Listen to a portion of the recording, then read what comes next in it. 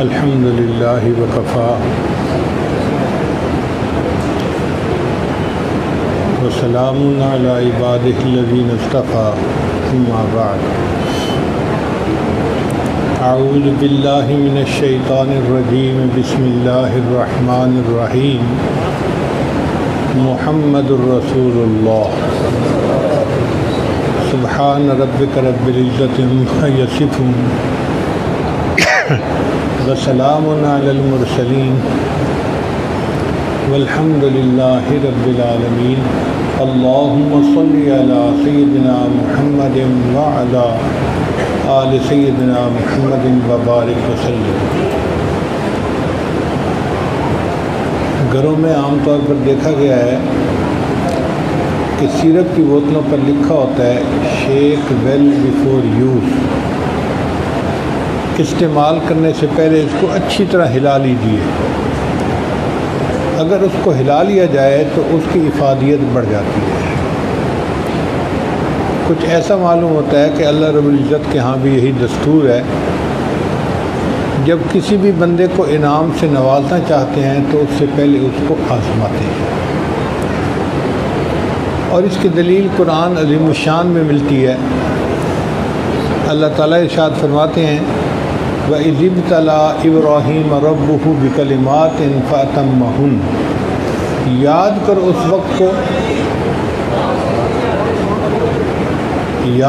اس وقت کو جب آزمایا ابراہیم کو اس کے رب نے چند باتوں میں اور وہ اس میں کامیاب ہو گئے۔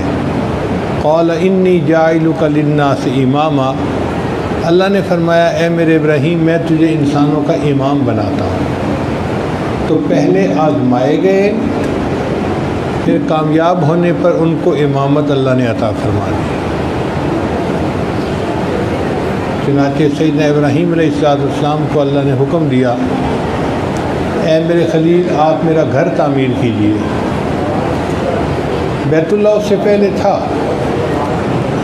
مگر وقت کے ساتھ ساتھ گر گئی تھی عمارت، صرف بنیادیں باقی تھیں، تو ابراہیم علیہ السلام نے انہی بنیادوں پر دوبارہ عمارت کھڑی کی۔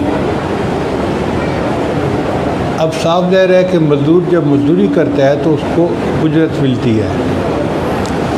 حضرت ابراہیم علیہ السلام نے جب بیت اللہ کو تعمیر کیا تو اللہ رب العزت نے فرمایا کہ میرے خلیل اب تم مجھ سے مانگو جو مانگتے ہو۔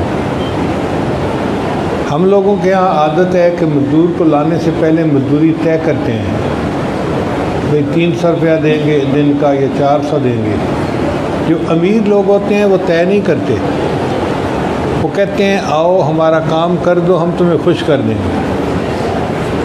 تو اللہ رب العزت تو بادشاہوں کے شہنشاہ ہیں، ساری کائنات کے خزانوں کے مالک ہیں، تو اللہ تعالیٰ نے بھی یہی فرمایا کہ میرے ابراہیم تم نے میرا گھر بنایا ہے، اب مانگو جو مجھ سے مانگتے ہو۔ ابراہیم علیہ السلام بھی اللہ کے خلیل تھے، رازدار تھے، وہ بھی پہچانتے تھے کہ اللہ تعالیٰ کے خزانے کتنے بڑے ہیں اور اللہ کی نعمتیں کون کون سی ہیں۔ چنانچہ انہوں نے دعا مانگی یا اللہ میں آپ سے دنیا کا مال و منال نہیں مانگتا، میں آپ سے دنیا کا فضل و کمال نہیں مانگتا، تو میرے ابراہیم کیا مانگتے ہو؟ اے اللہ میں آپ سے آمنہ کا لال مانگتا ہوں۔ ربنا وابعث فیہم رسولا، کیا مسئلہ ہے آپ لوگوں کا؟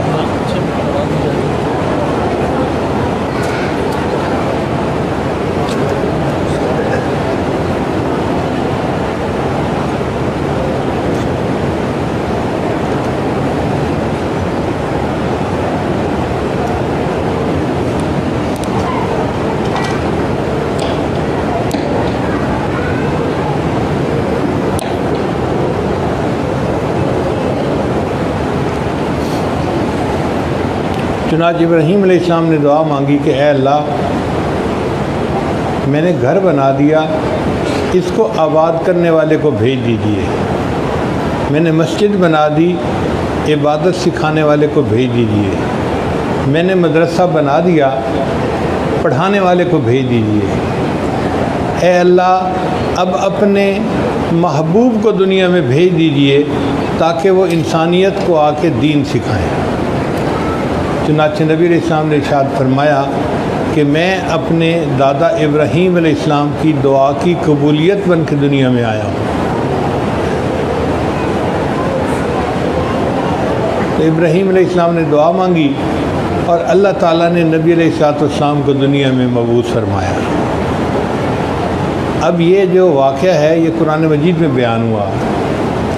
دعا مانگنے والے ابراہیم خلیل اللہ، آمین کہنے والے اسماعیل ذبیح اللہ، اور جو عمارت بنائی گئی اس عمارت کا نام بیت اللہ، اور جس کتاب میں یہ واقعہ نقل کیا اس کا نام کتاب اللہ، اور جو اس دعا کی قبولیت بن کر دنیا میں تشریف لائے ان کا نام محمد الرسول اللہ۔ چنانچہ نبی علیہ السلام جب دنیا میں تشریف لائے تو آپ کے آنے سے پہلے آپ کے خاندان کے 3 بندوں کو آزمایا گیا۔ نعمت ملی تھی نا بڑی۔ ایک آپ کے دادا عبد المطلب کا نام تھا شیبہ، عربی میں شیبہ بڈھے کو کہتے ہیں، بوڑھے کو۔ اس بچے کے سر کے سارے بال کالے تھے، ایک لٹ بالوں کی تھی جو سفید تھی، تھوڑی سی جگہ کے بال سفید تھے، تو ان سفید بالوں کی وجہ سے اس بچے کا نام شیبہ بڈھا پڑ گیا۔ یہ بچہ بچپن میں یتیم ہو گیا۔ اس کی والدہ مدینہ طیبہ کی رہنے والی تھی، اس کا نام تھا اسماء۔ چنانچہ خامد کی وفات کے بعد اسماء اپنے بچے کو لے کر مدینہ آ گئی۔ اسماء کے والدین کوئی زیادہ امیر نہیں تھے، غربت کا حال تھا، چنانچہ یہ بچہ شیبہ وہاں غربت کے ماحول میں پلنے لگا، مگر اس کے اندر قریشی خون تھا، اس کے اندر خاندانی صفات تھیں، تو یہ نوجوان بڑی صفات کا حامل تھا۔ ایک مرتبہ ایک مکہ کا آدمی مدینہ گیا، اس نے دیکھا کہ چند نوجوان تیر اندازی کا مقابلہ کر رہے ہیں۔ ایک نوجوان ایسا ہے کہ جب تیر چلاتا ہے تو ٹھیک نشانے پہ لگتا ہے، اور وہ بڑے ترنگ میں آ کر کہتا ہے کہ مجھے یہ بات سجتی ہے کہ میرا نشانہ ٹھیک لگے، میں اس خاندان کا بچہ ہوں اور میرے رگوں میں ان کا خون دوڑ رہا ہے۔ اس نے لوگوں سے پوچھا کہ یہ کون ہے، تو پتہ چلا کہ یہ تو قریشی خاندان کا بچہ ہے، مگر اس وقت غربت کے ماحول میں پل رہا ہے۔ یہ شخص مطلب کا دوست تھا۔ چنانچہ جب وہ واپس مکہ مکرمہ گیا تو اس نے چچا کو تانا دیا کہ تم بھی کیسے چچا ہو، اپنے بھتیجے کو نہیں پال سکتے، اس کو ماں کے ساتھ غربت کے حال میں چھوڑا ہوا ہے، کوئی خبر لینے والا نہیں۔ تو مطلب نے قسم کھا لی کہ میں جب تک بھتیجے کو نہیں لاؤں گا اس وقت تک چین سے نہیں بیٹھوں گا۔ چنانچہ مطلب مکہ سے مدینہ گیا، بچے کی والدہ سے بات کی، والدہ نے اپنے گھر والوں سے مشورہ کیا تو سب نے یہی مشورہ دیا کہ یہاں وسائل اچھے نہیں ہیں، بچے کے اندر جو صفات ہیں وہ ابھر نہیں سکیں گی، اس کو مکہ بھیج دو، وہ سردار لوگوں کا خاندان ہے، یہ بچہ وہاں پلے گا تو اس کے اندر سرداری کی صفات نکلے گی۔ تو ماں نے پھر بچے کو اس کے چچا مطلب کے ساتھ واپس بھیج دیا۔ مطلب اپنے بھتیجے کو جو چھوٹا بچہ تھا لے کر مکہ آئے۔ جب مکہ داخل ہو رہے تھے نا تو ان کے کسی دوست نے دیکھا کہ مطلب اپنے پیچھے ایک لڑکے کو بٹھا کے لا رہے ہیں۔ اس زمانے میں چھوٹے لڑکوں کو غلام کے طور پہ گھروں میں کام کاج کے لیے رکھا جاتا تھا، تو اس نے خود ہی گمان کر لیا کہ مطلب کام کے لیے کوئی بچہ لایا ہے اپنے گھر میں، اس نے اس کا نام عبد المطلب کہہ دیا، تو یوں شیبہ کا نام عبد المطلب پڑ گیا۔ وہ مطلب کے غلام نہیں تھے، مطلب کے تو بھتیجے تھے، مگر نام مطلب عبد المطلب پڑ گیا۔ یہ نبی علیہ السلام کے دادا تھے، مگر انہوں نے بچپن میں یتیمی دیکھی، غربت دیکھی، اور جب واپس آئے تو ان کو مکہ مکرمہ میں قریش خاندان میں رہنے کا موقع ملا۔ اب جو صفات ہوتی ہیں نا وہ ماحول کے ساتھ ابھرتی ہیں، نکھرتی ہیں۔ اس بچے نے جب اس خاندان میں پرورش پائی تو وہاں پر تو قبیلوں کے لوگ آتے تھے اور بڑے بڑے معاملات کو سلجھانا پڑتا تھا اور بڑے اونچے درجے کی باتیں ہوتی تھیں، تو مطلب ان تمام محفلوں میں شرکت کرتا تو اس کی جو آئی کیو لیول تھا وہ بہت بڑھ گیا۔ چنانچہ مطلب جب بھی وہ مشورہ دیتا تو بہت اچھا ہوتا۔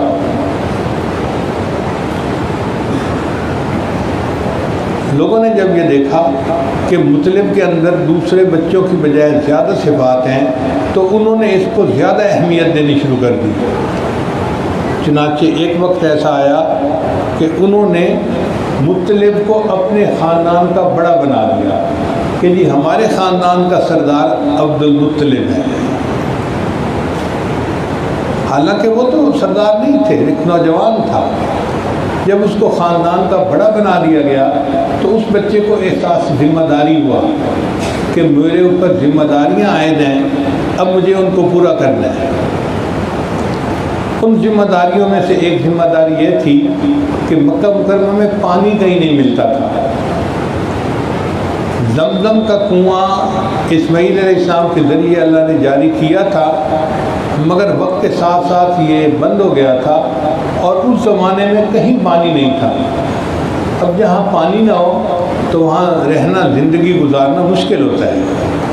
تو عبد المطلب نے سوچا کہ پانی کی تلاش میری سب سے بڑی ذمہ داری ہے۔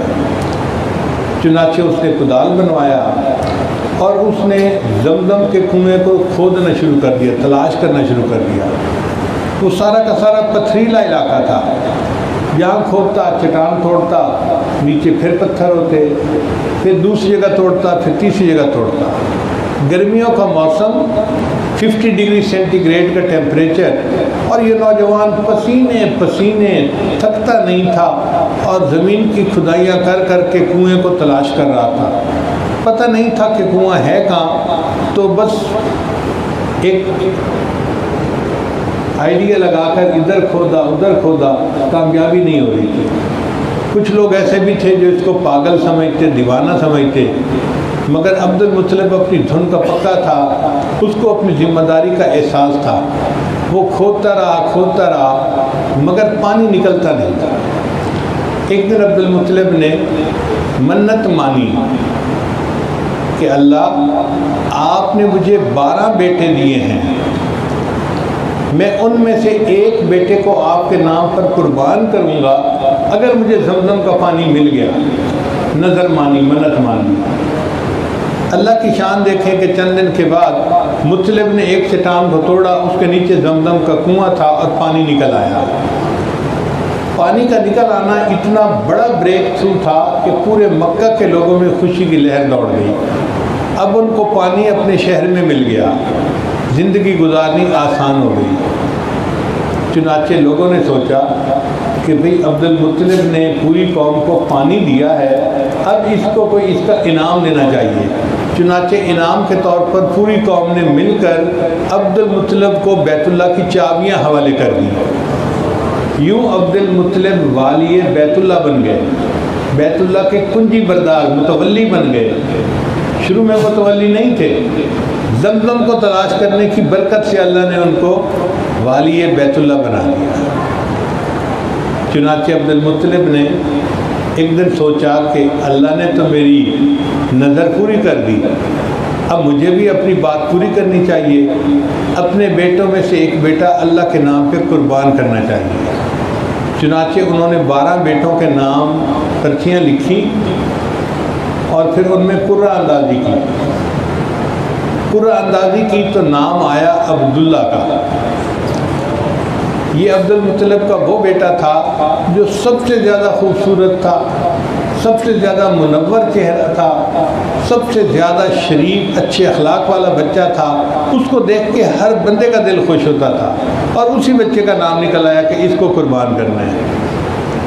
عبد المطلب تیار ہو گئے۔ چنانچہ ایک دن عبد المطلب نے لوگوں کو بلایا اور کہا بھائی میں آپ کے سامنے عبداللہ کو اللہ کے نام پہ قربان کرنا چاہتا ہوں۔ لوگوں نے کہا کہ دیکھو آپ نے نظر پوری کرنی ہے نا، تو آپ عبداللہ کی بجائے اونٹ قربان کر لیں۔ کتنے اونٹ قربان کریں؟ انہوں نے کہا قرہ ڈال دو۔ چنانچہ دوبارہ قرہ اندازی ہوئی، عبداللہ کو قربان کروں یا 10 اونٹوں کو؟ عبداللہ کا نام نکلا۔ عبداللہ کو قربان کروں یا 20 اونٹوں کو؟ عبداللہ کا نام نکلا۔ اونٹ بڑھتے گئے حتیٰ کہ قرہ اندازی ہوئی، عبداللہ کو قربان کروں یا 100 اونٹوں کو قربان کروں؟ تو نام اونٹوں کا نکل آیا۔ چنانچہ عبد المطلب نے 100 اونٹوں کو قربان کیا اور یوں انہوں نے اپنے بیٹی کی قربانی کو پورا فرما دیا۔ اسی حضرت عبداللہ جو تھے وہ ذبیح اللہ کہلواتے تھے۔ ایک مرتبہ نبی علیہ السلام نے کسی صحابی کو کہا کہ میں ذبیحین کا بیٹا ہوں، 2 ذبح ہونے والوں کا بیٹا ہوں۔ اس نے پوچھا اے اللہ کے نبی صلی اللہ علیہ وسلم 2 ذبیحین کون؟ فرمایا ایک میرے اجداد میں سے اسماعیل ذبیح اللہ تھے اور ایک میرے والد بھی ذبیح اللہ تھے۔ اب دیکھیں کہ جس بچے کو ذبح کرنے کے لیے بلا لیا گیا ہو وہ اپنے ہاتھ سے دیکھ رہا ہے کہ باپ کے پاس چھری ہے، مجمع آ چکا، اس کے دل پہ کیا گزری ہوگی؟ تو گویا حضرت عبداللہ کے اوپر بھی بڑا ٹف ٹائم گزرا۔ ان کو کوئی پتہ نہیں تھا کہ تھوڑی دیر میں چھری چلے گی اور ان کا گلا کاٹ دیا جائے گا، مگر اللہ نے ان کو زندہ رکھنا تھا تو وہ زندہ رہے۔ تو ایک آزمائشیں عبد المطلب پہ آئیں جو دادا تھے، دوسری آزمائشیں حضرت عبداللہ پہ آئیں جو نبی علیہ السلام کے والد گرامی تھے، اور تیسری آزمائش نبی علیہ السلام کی والدہ ماجدہ بی بی آمنہ کے اوپر آئی۔ حضرت عبداللہ جب جوان ہوئے تو باپ نے سوچا کہ میں بیٹے کی شادی کر دوں۔ مکہ مکرمہ میں رشتے دیکھے مگر کہیں دل ٹھکا نہیں۔ انہوں نے سوچا کوئی نہیں، ہم مدینہ طیبہ جا کے دیکھتے ہیں۔ مدینہ طیبہ میں ایک قبیلہ تھا، اس کا نام تھا بنو زہرہ۔ ان کی ایک بچی تھی جس کا نام تھا آمنہ۔ یہ بچی اپنے اخلاق میں، کردار میں، شرافت میں، پاک دامنی حیا میں اتنی اچھی تھی کہ ہر زبان پہ اس کی تعریفیں تھیں۔ جب عبد المطلب نے اسے دیکھا تو ان کو بچی پسند آئی۔ انہوں نے کہا بیٹے میرا دل چاہتا ہے کہ ہم تیرا نکاح یہاں پہ کریں۔ حضرت عبداللہ نے کہا کہ ابا جان جو آپ فیصلہ کریں گے میں تیار ہوں۔ چنانچہ حضرت عبداللہ کا نکاح بیوی آمنہ کے ساتھ ہو گیا۔ اس وقت حضرت عبداللہ کی عمر تھی 18 سال اور بچی کی عمر تھی 16 سال۔ اب نکاح کے بعد بچی مکہ مکرمہ آ گئی اور دونوں میاں بیوی نے زندگی گزارنی شروع کر دی۔ کچھ عرصہ گزرا تو ایک قافلہ مکہ سے شام جانے لگا۔ اس زمانے میں قافلے جایا کرتے تھے، چونکہ سفر لمبے تھے، مشکل تھے، تو اکیلا بندہ سفر نہیں کرتا تھا، قافلے کی شکل میں سفر کرتا تھا، اور جانے میں بھی 2-4 مہینے لگتے تھے، آنے میں بھی 2-4 مہینے، اور اگر 2-4 مہینے قیام بھی وہاں کرے تو یہ 8-9 مہینے کا سفر بن جاتا تھا۔ چنانچہ جب قافلہ تیار ہو گیا تو عبد المطلب نے اپنے بیٹے عبداللہ کو مشورہ دیا کہ بیٹے قافلہ جا رہا ہے، اگر تم بھی ساتھ چلے جاؤ تو یہاں سے کچھ سامان خرید کے لے جانا، ادھر بیچ دینا، پھر جو پیسے ملے تو وہاں کا سامان خرید کے لے آنا، یہاں بیچ دینا، تمہیں نفع ہو جائے گا، نئی تمہاری شادی ہوئی ہے تو خرچے میں آسانی ہوگی۔ حضرت عبداللہ نے ارادہ کر لیا۔ اب شادی کے ابتدائی مہینوں میں میاں بیوی کو ایک دوسرے سے جدا کیا جائے تو یہ بہت بڑا مجاہدہ ہوتا ہے، بہت مشکل کام ہوتا ہے۔ حضرت عبداللہ نے ارادہ کر لیا۔ اب بی بی آمنہ جو تھی وہ بڑی اداس تھیں کہ میرا خامن 9 مہینے کے لیے مجھ سے جدا ہو جائے گا۔ چنانچہ جس دن قافلے نے روانہ ہونا تھا تو بی بی آمنہ نے اپنے خامن کو رخصت تو کیا مگر چہرے پہ اداسی ظاہر تھی۔ ان کی اداسی کو دیکھ کے حضرت عبداللہ نے سوچا کہ میں بیوی کا دل خوش کروں۔ انہوں نے کہا دیکھو آمنہ میں جلدی آ جاؤں گا، ایک میرے ساتھ وعدہ کرو۔ کیا؟ کہ جس دن میں واپس آؤں گا نا تو میں دروازہ کھٹکھٹاؤں تو دروازہ آپ نے کھولنا ہے۔ میرا دل چاہتا ہے میں دروازہ کھولوں اور بس تمہارے چہرے پہ میری نظر پڑے۔ بی بی آمنہ نے وعدہ کر لیا۔ اب میاں بیوی کا یہ ایک خفیہ معاہدہ ہو گیا اور حضرت عبداللہ سفر پہ تشریف لے گئے۔ اس وقت بی بی آمنہ امید سے تھی، حمل تھا۔ اللہ کی شان دیکھیں کہ حضرت عبداللہ شام گئے، وہاں انہوں نے سامان تجارت بیچا اور دوسرا خریدا، پھر وہاں سے قافلہ واپس آیا۔ جب واپس آ رہے تھے تو راستے میں حضرت عبداللہ کو بخار آ گیا۔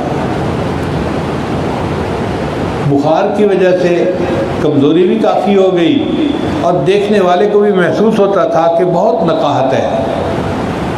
مدینہ طیبہ شام کے راستے میں پڑتا تھا۔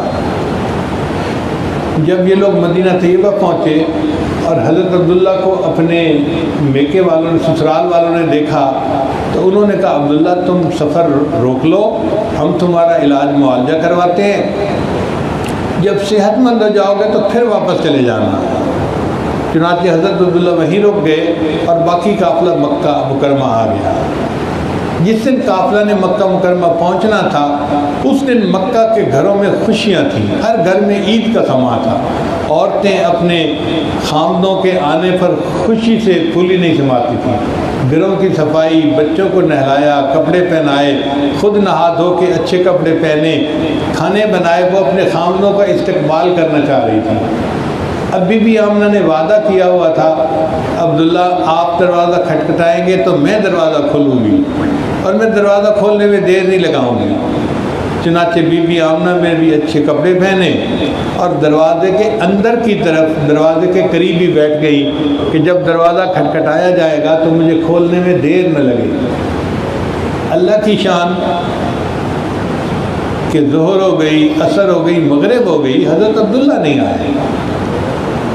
بی بی آمنہ پریشان کہ بھئی میرے ہسبینڈ کیوں نہیں آئے؟ انہوں نے گھر کے دوسرے مردوں کو بتایا، انہوں نے پتہ کیا تو پتہ چلا کہ جتنے لوگ قافلے میں گئے تھے سب اپنے گھروں کو چلے گئے، پیچھے کوئی بندہ نہیں جو آنے والا ہو۔ تو بھئی حضرت عبداللہ کہاں ہے؟ ان کا جناب وہ تو بیمار ہو گئے تھے اور وہ تو مدینہ رہ گئے، سفر انہوں نے وہیں پہ روک لیا، ٹھیک ہوں گے تو پھر آئیں گے۔ چنانچہ خاندان کے کچھ لوگ مدینہ طیبہ گئے اور چاہتے تھے کہ حضرت عبداللہ وہاں پر صحت مند ہو تو ان کو مکہ مکرمہ لے جایا جائے، مگر اللہ کی شان دیکھیں کہ حضرت عبداللہ کا وقت آ گیا تھا اور حضرت عبداللہ کی مدینہ طیبہ میں وفات ہو گئی۔ اس وقت بی بی آمنہ کی مدت حمل جو تھی وہ 7 ماہ کی تھی۔ ایک عورت جو 7 مہینے کی حاملہ ہو اور اس کا خامند فوت ہو جائے اور ابھی شادی کو سال بھی پورا نہیں گزرا، آپ سوچیں اس بچی کے دل کے اوپر کیا صدمہ گزرتا ہے۔ تو حضرت عبد المطلب پہ بھی آزمائش آئی، حضرت عبداللہ پہ بھی آزمائش آئی اور بی بی آمنہ کے اوپر بھی آزمائش آئی۔ چنانچہ بی بی آمنہ کہتی ہیں کہ میرے حمل کے جو 9 مہینے تھے وہ اس طرح گزرے کہ مجھے پتہ ہی نہیں چلتا تھا کہ میں بیماری میں ہوں یا نہیں، مجھے کوئی حمل کی تکلیف نہیں تھی، لیکن میں 3 باتیں بڑی انوکھی دیکھتی تھی۔ پہلی بات کہ جب بھی میں گھر سے باہر نکلتی تھی تو دھوپ کے عالم میں فوراً ایک بادل میرے اوپر سایہ کر دیتا تھا، مجھے دھوپ میں نہیں چلنا پڑتا تھا۔ دوسری علامت میں یہ دیکھتی کہ میں جہاں چل کے جاتی تھی راستے میں درخت ہوتے تھے تو ان کی ٹہنیاں جھک کے ایسے کرتی تھی جیسے مجھے سلام کر رہی ہیں۔ اور تیسری نشانی اس سے بھی بڑی تھی کہ لڑکیاں نوجوان زمزم بھر کے لاتی تھی گھروں میں، جب میں زمزم بھرنے کے لیے جاتی تو مجھے 20-30 فٹ نیچے سے زمزم کا ڈول نہیں نکالنا پڑتا تھا، میں قریب جا کے کھڑی ہوتی تھی، زمزم کا پانی اوپر آتے آتے 1 فٹ کنارے سے نیچے رہ جاتا، میں کنارے پر بیٹھ کر ہی بوکیاں بھر لیا کرتی تھی۔ یہ اتنا واضح تھا کہ مکہ مکرمہ کی دوسری لڑکیاں مجھے وہاں سے ہلنے نہیں دیتی تھی، آمنہ تم چلی جاؤ گی، پانی نیچے چلا جائے گا، ہمیں کھینچنا پڑے گا، تم یہیں رہو، ہمیں آسانی سے پانی مل جائے گا۔ میں یہ 3 نشانیاں دیکھتی تو میں سوچتی کہ یہ کیوں ہیں، تو میں کہتی ہو سکتا ہے کہ جو بچہ میرے وطن میں ہے وہ کوئی بڑا ہی بابرکت ہو کہ اس کی برکت سے اللہ مجھے یہ نشانیاں دکھا رہے ہیں۔ مگر گھر میں غربت تھی، کیونکہ خامن فوت ہو گئے تھے اور خرچے کے لیے کچھ نہیں تھا، حتیٰ کہ جس رات بچے کی ولادت تھی اس رات گھر میں جلانے کے لیے چراغ بھی نہیں تھا، اندھیرا ہی اندھیرا تھا۔ ایک وقت آیا کہ آسمان کے اوپر سب ستارہ چمکا. آسمان کے اوپر سب ستارے کا چمکنا یہ نبی علیہ السلام کی ولادت مبارکہ کی خاص نشانی تھی جو پہلی کتابوں میں نقل کی گئی تھی. اب یہودیوں کے تو اندر ایک کوہرام مچ گیا کہ بھئی نبی آخر الزمان پیدا ہونے والے ہیں، پتہ کرو کس گھر میں ہے کوئی بچہ. انہوں نے مدینہ طیبہ کے سارے گھروں کا پتہ کیا. پتہ چلا کہ عورتیں حاملہ تو ہیں مگر کسی کو ابھی 5 مہینے باقی ہیں، کسی کو 6 مہینے باقی ہیں، کسی کو 7 مہینے باقی ہیں. ایسی کوئی عورت بھی نہیں کہ جس بچہ قریب الولادت ہو، تھوڑے وقت میں پیدائش ہوئی. یہودیوں نے کہا بھائی یہ مسئلہ کیا ہے؟ ان کا ہو سکتا ہے کہ مدینہ کی بجائے مکہ میں کوئی بچہ پیدا ہو، مکہ میں پتہ کرو. چنانچہ مکہ مکرمہ میں پتہ کیا گیا تو ان کو پتہ چلا کہ ایک عورت ہے، اس کا نام ہے بی بی آمنہ، حضرت عبداللہ کی بیوی ہے اور قریش خاندان میں سے. اس کے ہاں بچے کی ولادت ہے اور چند دن بچے کی ولادت میں باقی ہیں. تو یہودیوں کو نبی علیہ السلام کی ولادت مبارکہ سے پہلے ہی اندازہ ہو گیا تھا کہ یہ بچہ مکہ مکرمہ میں پیدا ہوگا. لیکن چونکہ ان کی لڑی بنو اسماعیل میں سے تھی اور یہودی بنو اسحاق میں سے تھے، اس لیے خاندانی رقابت کی وجہ سے انہوں نے اس بات کو چھپائے رکھا کہ وہ جو نبی آخر الزمان ہے وہ ہماری لڑی میں نہیں، وہ دوسری لڑی میں پیدا ہوگا.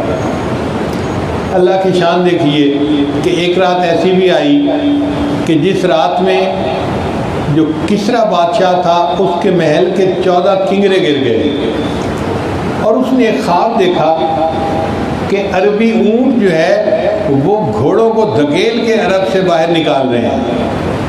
اور تیسرا ایک بتکدہ تھا ایران میں، اس کی آگ 1000 سال سے کبھی انہوں نے بجھنے نہیں دی تھی، وہ بھی اچانک بجھ گئی.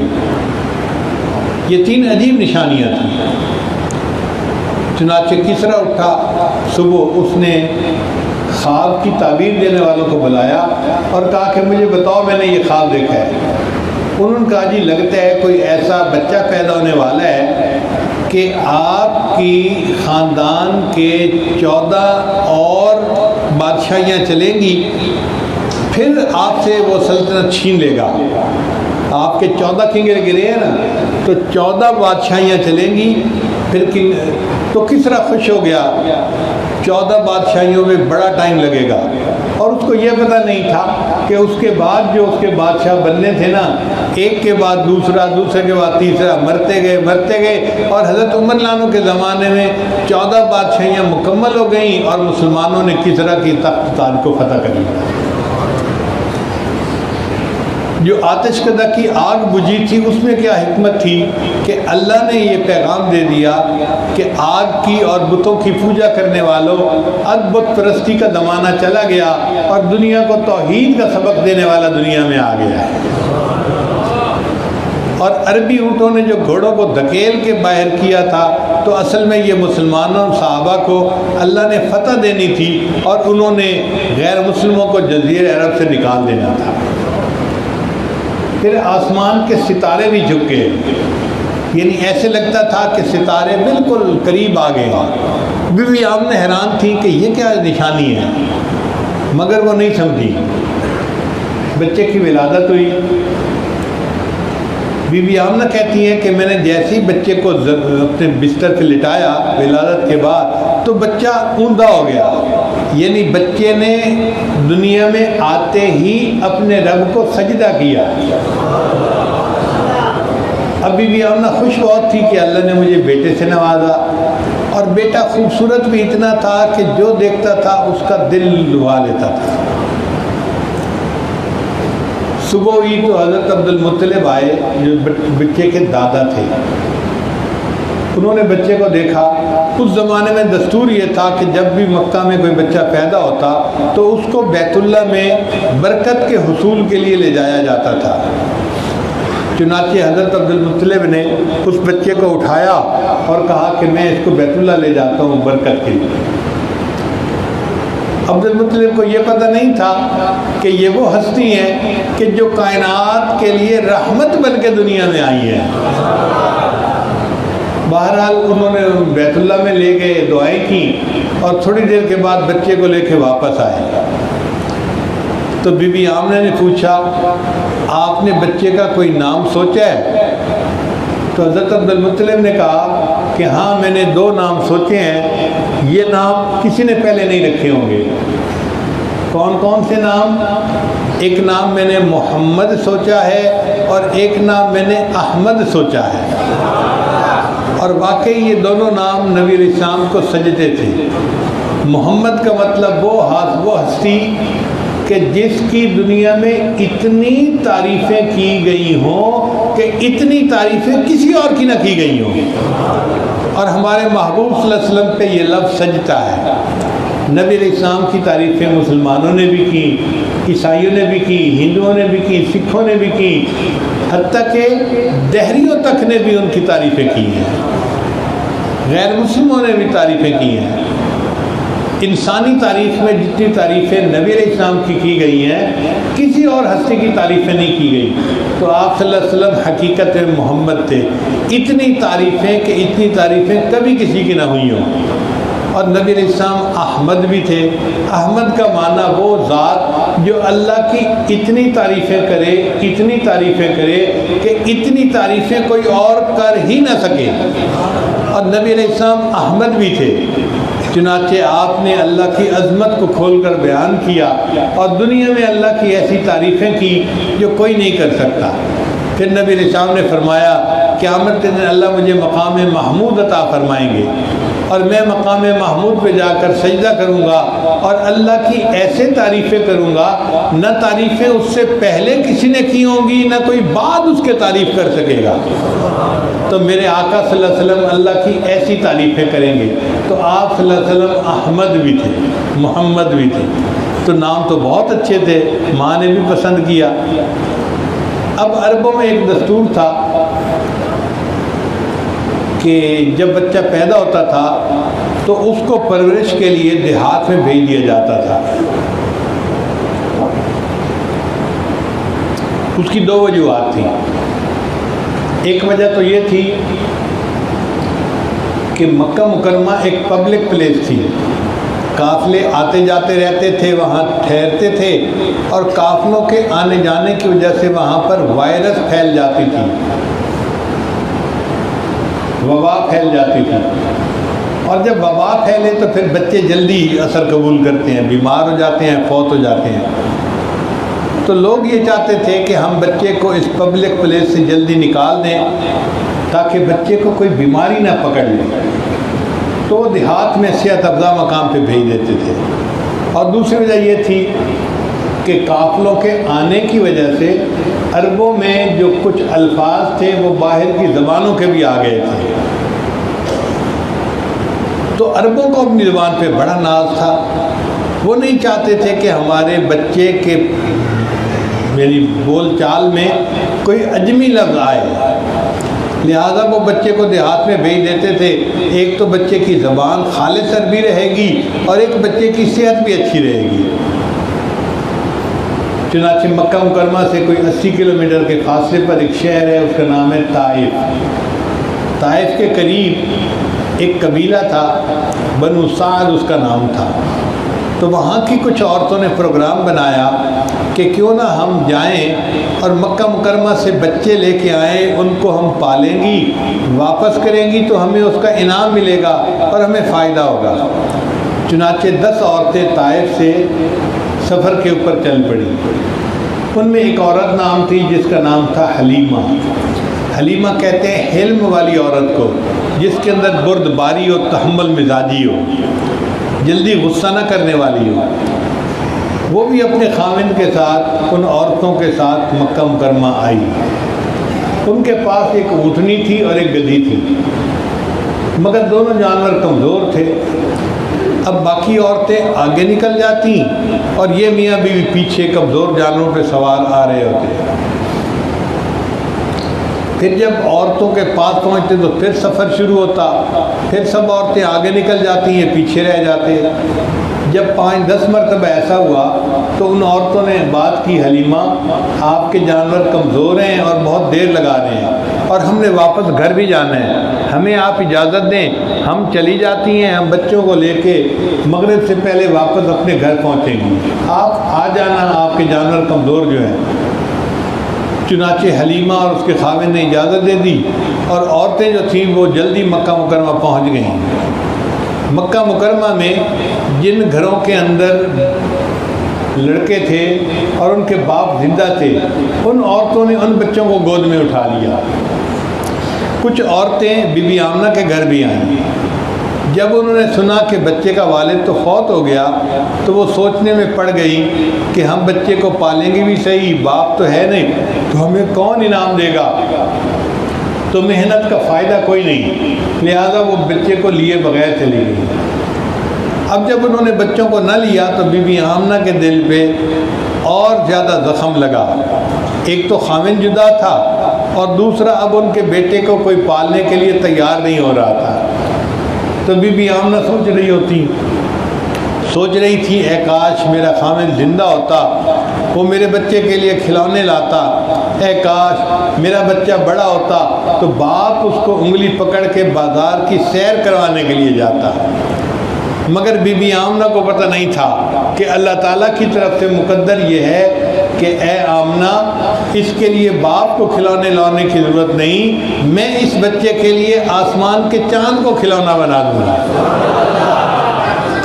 اور بی بی آمنہ پریشان نہ ہو کہ بچہ بڑا ہوا تو باپ انگلی پکڑ کے بازار کی سیر کروائے گا، یہ وہ بچہ ہے، میں اس کو عرشوں پہ بلا کے اپنی جنتوں کی سیر کروا دوں گا۔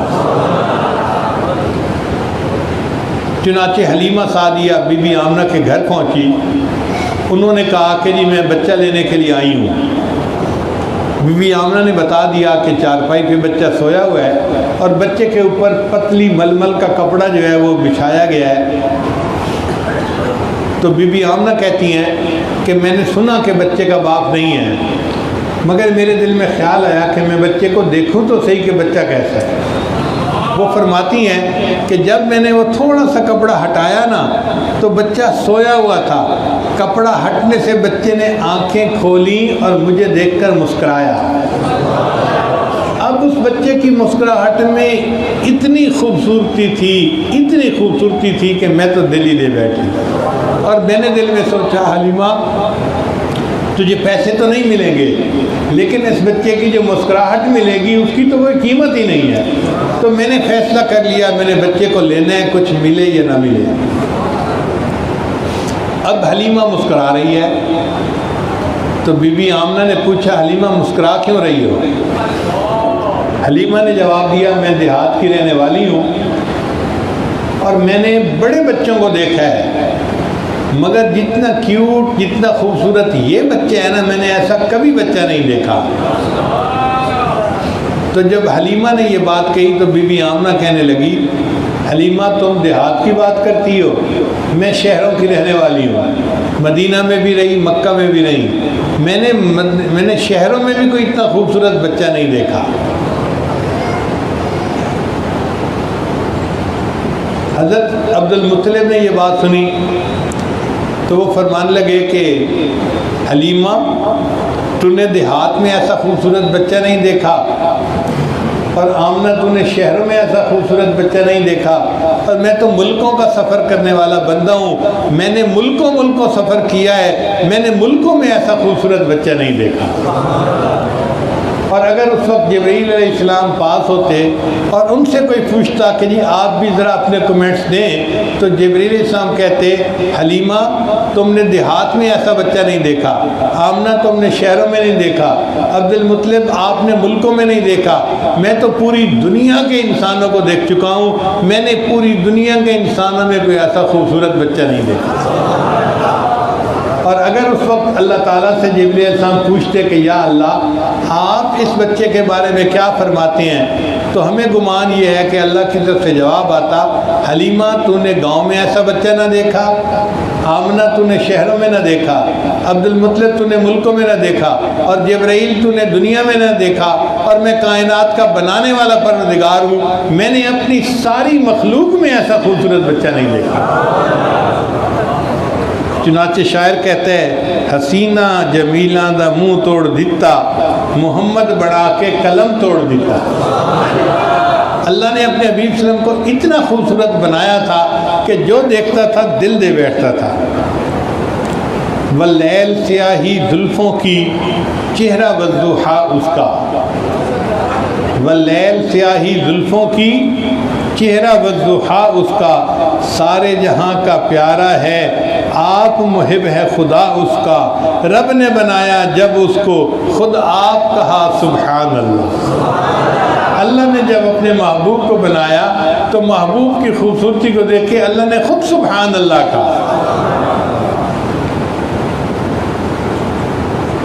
اے چہرہ اے زیبائے تو رشک بتانے آدری، ہر چند وصفت می کنم در حسن زاں بالا تری، آفاقہا گردیدہ مہرے بتا ورزیدہ بسیار خوبہ دیدہ اما تو چیز دیگری۔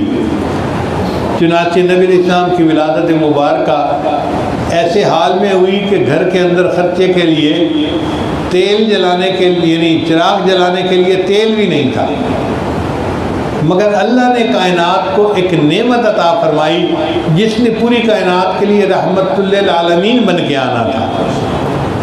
شاعر کہتا ہے خلیل اللہ نے جس کے لیے حق سے دعائیں کی، ذبیح اللہ نے وقت ذبح جس کی التجائیں کی، جو بن کر روشنی پہ دیدہ یعقوب میں آیا، جسے یوسف نے اپنے حسن کے رنگ میں پایا، کلیم اللہ کا دل روشن ہوا جس ذو فشانی سے، وہ جس کی آرزو بڑھکی جواب لن ترانی سے، وہ جس کے نام سے داؤد نے نغمہ سرائی کی، وہ جس کی یاد میں شاہ سلیمان نے گدائی کی، دل یحییٰ میں ارما رہ گئے جس کی زیارت کے، لب عیسیٰ پہ آئے واز جس کی شان رحمت کے، وہ دن آیا کہ پورے ہو گئے تورات کے وعدے، خدا نے آج پورے کر دیے ہر بات کے وعدے، مبارک ہو کہ ختم المرسلین تشریف لے آئے، جناب رحمت للعالمین تشریف لے آئے۔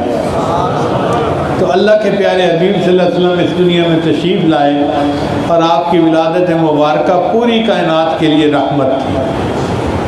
اب حلیمہ نے بچے کو لینے کا ارادہ کیا اور بی بی آمنہ نے بچے کو دینے کا ارادہ کیا۔ اب بی بی آمنہ بچے کو دعا دے کے رخصت کر رہی ہیں۔ یہ جو وقت ہوتا ہے نا کہ ماں اپنے بیٹے کو دعا دے کے رخصت کرتی ہے، یہ عجیب وقت ہوتا ہے۔ آپ دیکھیے اسماعیل علیہ السلام کو ان کی والدہ بی بی ہاجر نے دعاؤں سے رخصت کیا تھا۔ اسماعیل علیہ السلام واپس آئے تو اسماعیل ذبیح اللہ بن گئے تھے۔ موسیٰ علیہ السلام کو ان کی والدہ نے پانی کے اندر دریا میں ڈالا دعائیں دے کر، جب موسیٰ علیہ السلام لوٹ کر آئے تو وہ موسیٰ کلیم اللہ بن چکے تھے۔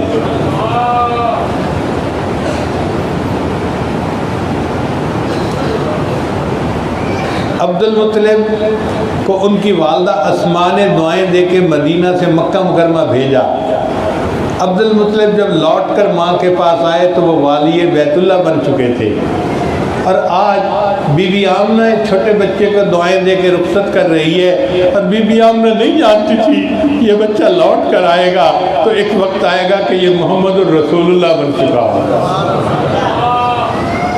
چنانچہ حلیمہ نے بچے کو اپنے سینے سے لگایا اور گھر سے باہر آئی۔ خامد نے پوچھا تم نے بچے کو گود لے لیا؟ کہنے لگی ہاں، بچے کا والد تو زندہ نہیں، مگر اس کی مسکراہٹ نے میرا دل جیت لیا ہے، بس اس کی مسکراہٹ ہی مجھے کافی ہے۔ خامد نے کہا ہو سکتا ہے اللہ تعالیٰ اس بچے کی وجہ سے ہمیں برکت دکھا دے۔ چنانچہ خامد نے اپنی بیوی کو کہا کہ اونٹنی پہ بیٹھو۔ اب بیوی بیٹھ گئی تو اس کے بعد خامد آگے بیٹھا کہ میں اونٹنی کو چلاؤں، لیکن جیسے ہی خامد آگے بیٹھتا ہے اونٹنی چلنے سے انکار کر دیتی ہے۔ خامد نیچے اترا، جیسے ہی خامد نیچے اترا اونٹنی چلنے کے لیے تیار ہے۔ پھر خامد آگے بیٹھا، پھر اونٹنی نہیں چلتی۔ جب 2-3 مرتبہ ایسا ہوا تو خامد پریشان، حلیمہ ہماری اونٹنی چلتی کیوں نہیں؟ حلیمہ نے کہا کہ ایسے کرو کہ مجھے آگے بٹھاؤ اور آپ میرے پیچھے بیٹھو، مجھے لگتا ہے تم اس بچے کی طرف پشت کر کے بیٹھتے ہو، اونٹنی چلنے سے انکار کر دیتی ہے۔ اور واقعی بات ایسی تھی کہ اللہ نے تو نبی علیہ السلام کو کائنات کا سردار بنایا تھا، یہ کیسے ممکن تھا کہ وہ بندہ پیٹ کر کے بیٹھتا اور سواری چل پڑتی؟ چنانچہ سواری جب چلی تو سواری نے تو بھاگنا شروع کر دیا، تیز چل رہی ہے، بھاگ رہی ہے، بھاگ رہی ہے۔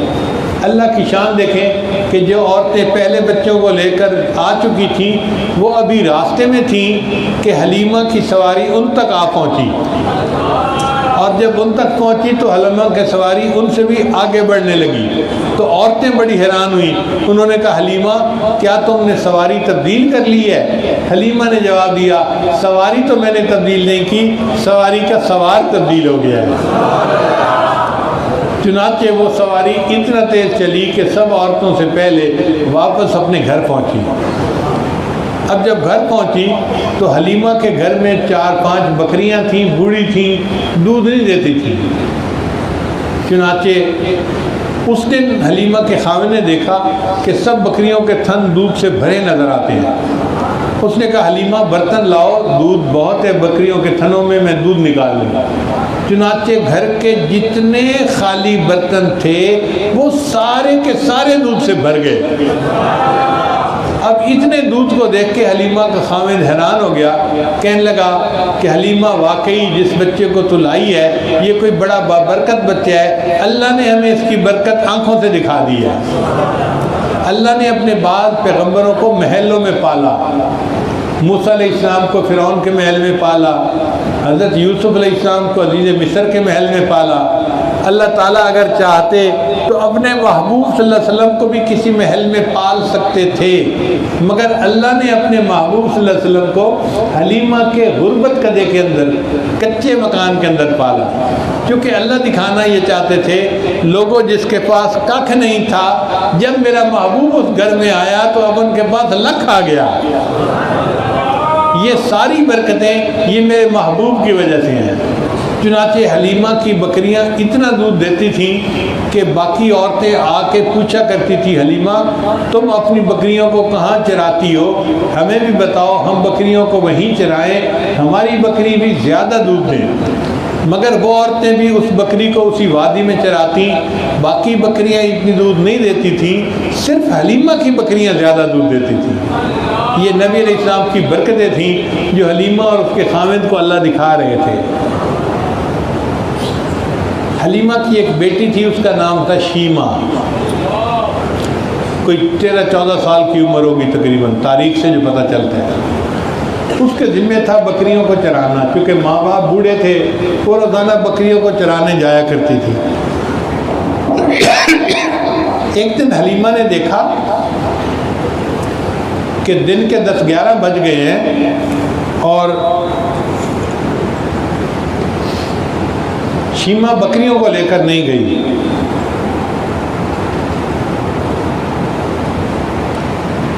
تو حلیمہ نے بیٹی کو کہا کہ بیٹی آج تو بکریوں کو لے کر نہیں گئی۔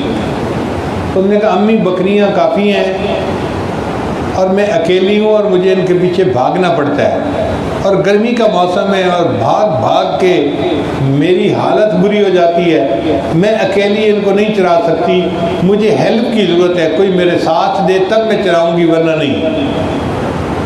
ماں نے اسے سمجھایا بیٹا تمہارا باپ بھی بوڑھا ہے، میں بھی بیمار ہوں، کمزور ہوں، تو ہم دونوں تو بکریاں چرا نہیں سکتے، گھر میں تم ہی جوان العمر ہو، تمہیں یہ کام کرنا ہے۔ تو شیمہ نے کہا اچھا امی اگر مجھے یہ کام کرنا ہے نا تو یہ جو میرا چھوٹا بھائی محمد ہے نا اس کو میرے ساتھ بھیجو، میں بکریاں چرا لوں گی۔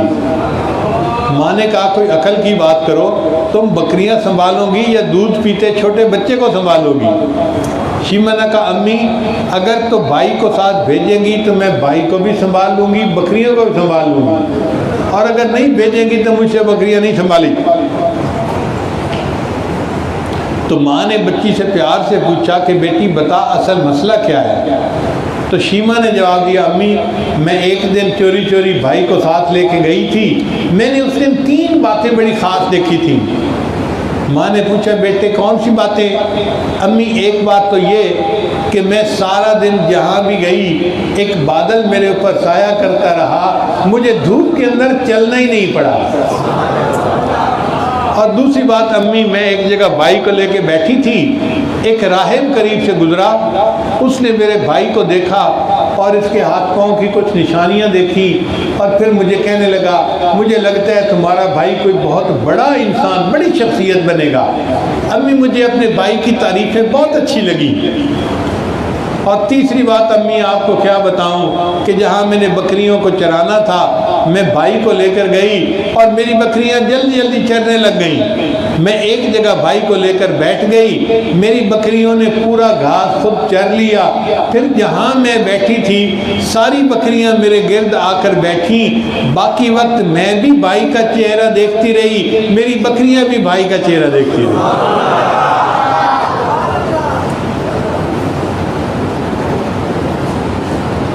حلیمہ سعدیہ نے بچے کو 4 سال اپنے پاس رکھا، پھر اس نے سوچا کہ میں بچے کو اس کی والدہ کے حوالے کر دوں، چنانچہ وہ بچے کو مکہ مکرمہ لائی اور 4 سال کی عمر میں اس بچے کو والدہ کے حوالے کر دیا۔ 2 سال بچہ اپنی والدہ کے پاس اور رہا۔ 2 سال کے بعد حلیمہ آمنہ نے سوچا کہ مجھے اپنے میکے گئے ہوئے بہت عرصہ گزر گیا ہے اور اب تو بچہ چلنے پھرنے دوڑنے کے قابل ہو گیا ہے، تو کیوں نہ میں اپنے میکے کا چکر لگاؤں اور اپنے میکے والوں کو اپنا بچہ بھی دکھاؤں کہ اللہ نے مجھے کتنا خوبصورت بیٹا عطا کیا ہے۔ چنانچہ انہوں نے عبد المطلب سے اجازت مانگی، بچے کے دادا سے، کہ مجھے آپ میکے جانے کی اجازت دے دیں۔ عبد المطلب نے شرط رکھی، حلیمہ تمہیں پتہ ہے میں اس بچے کو دیکھ کے جیتا ہوں، اس کے بغیر میرا دن نہیں گزرتا، رات نہیں گزرتی، تم جا تو رہی ہو، جتنا جلدی ہو بس بچے کو ملا کے جلدی واپس آ جانا۔ بی بی آمنہ نے وعدہ کیا کہ میں جلدی واپس آؤں گی، اور بچے کو لے کے وہ مکہ مکرمہ سے مدینہ تشریف لائی۔ اب مدینہ کے جس بندے نے بچے کو دیکھا، کوئی کہتا بالکل عبداللہ کی کاپی ہے، کوئی کہتا ہے اتنا خوبصورت بچہ، کوئی کہتا جیسے لوگ باتیں کرتے ہیں نا کہ جی اس کو تو لگتا ہے فرشتوں نے فارغ وقت میں بنایا ہے۔ ہر بندہ اسی قسم کے کمنٹس دیتا، اور مدینہ کی عورتیں دور دور سے اس بچے کو دیکھنے کے لیے آتی کہ جی اتنا خوبصورت بچہ ہے، ماسٹر پیس ہے، ذرا جا کے دیکھ کے تو آؤ۔ ایک دوسرے سے بیٹھ کے بات کی کرتی کہ تمہیں پتہ ہے کتنا خوبصورت بچہ آمنہ لائی ہے۔ چند دن بی بی آمنہ وہاں رہی، تو پھر ایک دن بی بی آمنہ اپنے شوہر جو وفات پا چکے تھے حضرت عبداللہ، ان کی قبر پر بھی گئی۔ تاریخ میں یہ واقعہ تفصیل کے ساتھ نہیں ہے، صرف اتنا ہے کہ نبی علیہ السلام نے فرمایا کہ مجھے اتنا یاد ہے کہ میری والدہ میرے والد کی قبر پر گئی تھیں اور وہاں جا کر وہ کھڑی ہو گئیں اور ان کی آنکھوں سے آنسو ٹپکنے لگے۔ اب وہ آنکھوں میں آنسو کیوں ٹپک رہے تھے کسی بندے کو یہ معلوم نہیں تھا، لیکن لگتا یہ ہے کہ وہ اس وقت اپنے تخیل میں حضرت عبداللہ سے باتیں کر رہی تھیں کہ آپ نے مجھ سے وعدہ کیا تھا کہ میں سفر سے واپس آ جاؤں گا، تم دروازہ کھولنا۔ عبداللہ میں تو سارا دن انتظار میں رہی، آپ آئے ہی نہیں کہ میں آپ کے لیے دروازہ کھول سکوں، اور عبداللہ آپ نے تو یہاں ٹھکانہ بنا لیا۔ دیکھیں آپ کے بعد اللہ نے مجھے آپ کی ایک نشانی دی ہے، بچہ دیا ہے، کاش آپ زندہ ہوتے، اس بچے کو دیکھ کے آپ کی آنکھیں ٹھنڈی ہو جاتی۔ اور ان باتوں کو سوچ کے پھر بی بی آمنہ کی آنکھوں سے آنسو نکلے۔ نبی علیہ السلام فرماتے ہیں کہ میں نے جب اپنی والدہ کو روتے دیکھا تو میں بھی رونے لگ گیا، کیونکہ بچے ماں سے اٹیچڈ ہوتے ہیں، تو ماں رو رہی تھی تو نبی علیہ السلام فرماتے ہیں مجھے یاد پڑتا ہے کہ والدہ کو روتے دیکھ کر میں بھی رونے لگ گیا تھا۔ خیر اس کے بعد بی بی آمنہ نے مکہ مکرمہ واپس آنے کا ارادہ کر لیا۔ اب وہ بچے کو اور ایک باندی تھی، اس کا نام تھا ام ایمن، ان کو لے کے مکہ مکرمہ کی طرف چلی۔ اللہ کی شان دیکھیں کہ راستے میں ایک مقام تھا جس کا نام تھا ابوا، وہاں پہنچی تو بی بی آمنہ کا انتقال ہو گیا۔ آپ ذرا اس بچے کی ذہنی کیفیت کا اندازہ لگائیں کہ اس کے پیدا ہونے سے پہلے اس کا والد دنیا سے یعنی رخصت ہو چکا، اور اب ابھی وہ 6 سال کا ہے کہ اس کی والدہ بھی اس سے جو ہے جدا ہو گئی، اس کے دل پہ کتنا صدمہ گزرا ہوگا۔ ایک 6 سال کا بچہ کتنا چھوٹا ہوتا ہے، معصوم سا ہوتا ہے، اور اس کو اتنے بڑے بڑے بوجھ اٹھانے پڑ گئے۔ اب جب وفات ہو گئی تو لوگوں نے بی بی آمنہ کو وہیں پہ دفن کر دیا۔ دوسرے دن ام ایمن نے بچے کو کہا کہ چلو ہم مکہ مکرمہ تمہارے دادا ابو کے پاس چلتے ہیں۔ تو بچہ تیار تو تھا، مگر بچے کا دل غمزدہ تھا کہ میں ماں کو چھوڑ کے کیسے جاؤں۔ چنانچہ جب سامان اونٹنی پر رکھنے لگے تو ایمن نے دیکھا کہ بچہ نہیں ہے، تو کہنے لگی بچہ ابھی تو یہاں کھڑا تھا، کہاں ہے؟ پتہ کیا گیا تو یہ بچہ اپنی والدہ کی قبر کے پاس پہنچ کے وہیں رو رہا تھا، اپنی ماں کو چھوڑ کے نہیں جانا چاہتا تھا۔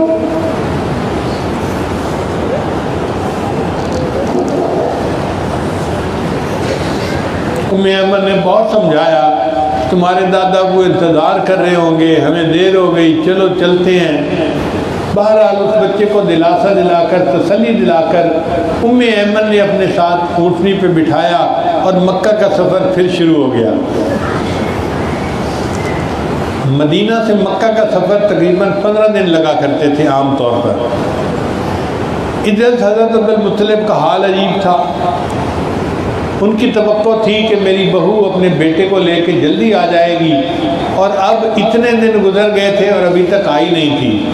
ان کا روزانہ کا معمول تھا، وہ صبح ناشتہ کرتے اور جو مکہ مکرمہ مدینہ سے آنے کا راستہ تھا نا، وہاں ایک چٹان کے اوپر جا کر بیٹھ جاتے اور آنے والے مسافروں کو دیکھتے تھے کہ میری بہو میرے جو ہے وہ پوتے کو لے کر آئے گی اور میں اپنے پوتے کا استقبال کروں گا۔ لوگ آتے پوچھتے تم نے کوئی مسافر دیکھا؟ وہ کہتے نہیں دیکھا۔ کوئی مسافر دیکھا؟ نہیں دیکھا۔ ایک دن عبد المطلب نے دیکھا کہ ایک عورت ہے اور اس کے ساتھ ایک چھوٹا بچہ ہے اور وہ آ رہے ہیں، تو عبد المطلب کا دل بڑا خوش ہو گیا کہ میری بہو اپنے بیٹے کو لے کر آ گئی۔ لیکن جب قریب آئی تو وہ بہو نہیں تھی، بلکہ وہ باندھی تھی اور بچے کو لے کر آئی تھی۔ تو عبد المطلب نے پوچھا بچے کو تو لائی ہو، بچے کی ماں کہاں ہے؟ تو اس نے پھر ان کو بتایا کہ بچے کی ماں تو وفات پا گئی اور اس کو راستے میں دفن کر دیا گیا۔ پھر اس کے بعد یہ بچہ اپنے دادا کی کفالت میں آ گئے، حضرت عبد المطلب کے دادا ابو کی کفالت میں۔ اللہ کی شان دیکھیں کہ 2 سال گزرے تو دادا کی بھی وفات ہو گئی۔ دنیا میں تشریف لانے سے پہلے والد کی وفات ہو گئی، پھر جب 6 سال کی عمر تھی تو والدہ کی وفات، اور جب 8 سال کی عمر ہوئی تو دادا ابو کی بھی وفات۔ سہارے ہٹتے گئے۔ اللہ نے دکھانا تھا اگر سہاروں سے یہ پلتے اور دنیا کو تعلیم کا درس دیتے تو دنیا اعتراض کرتی کہ خود سہاروں سے پلنے والے آج ہمیں کہتے ہیں خدا کے سوا کوئی سہارا نہیں۔ دیکھو میں اپنے محبوب کو بے سہارا کرتا چلا جا رہا ہوں اور میں دکھا رہا ہوں کہ دیکھو ان کو میں نے پال کے دکھایا اور انہوں نے پوری کائنات کو توحید کا درس عطا فرما دیا۔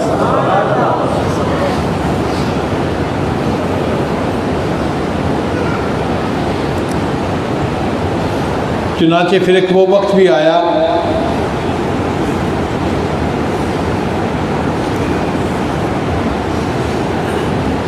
جب نبی اسلام نے مکہ مکرمہ فتح کیا اور غزوہ حنین ہوئی۔ غزوہ حنین میں 6000 قیدی تھے اور 12000 بکریاں جانور تھے جو مسلمانوں کے ہاتھ مال غنیمت کے طور پر آئے۔ نبی علیہ السلام نے فیصلہ کیا کہ میں یہ مال غنیمت مجاہدوں میں تقسیم کر دیتا ہوں۔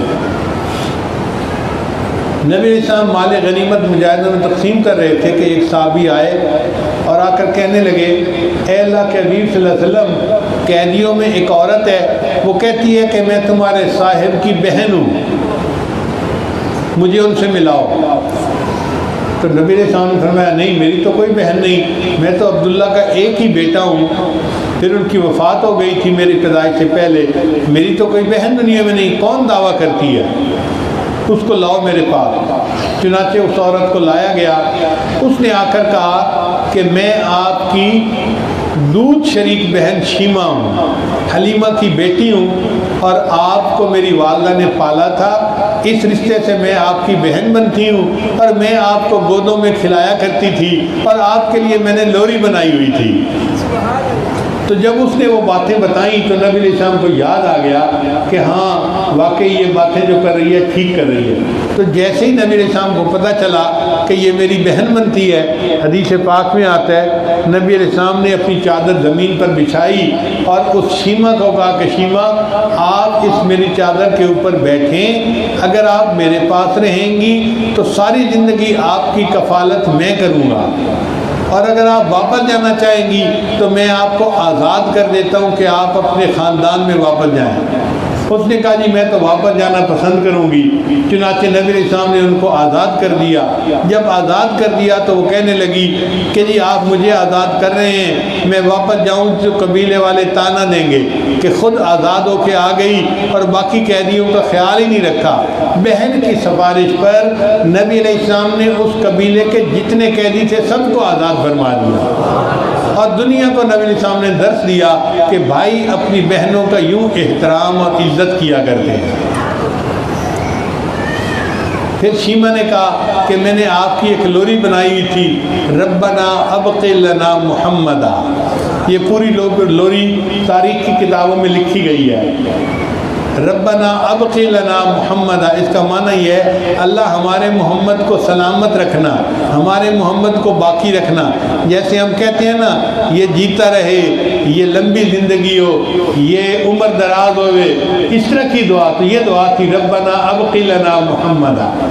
تو شیمہ نے کہا کہ میں نے تو آپ کے لیے یہ بھی دعا مانگی تھی کہ اللہ آپ کو دنیا میں عزتیں دے، اور مجھے نہیں پتا تھا کہ اللہ آپ کو اتنی عزتیں دے گا کہ آج میں قیدی بن کے آپ کے سامنے پیش کی گئی ہوں۔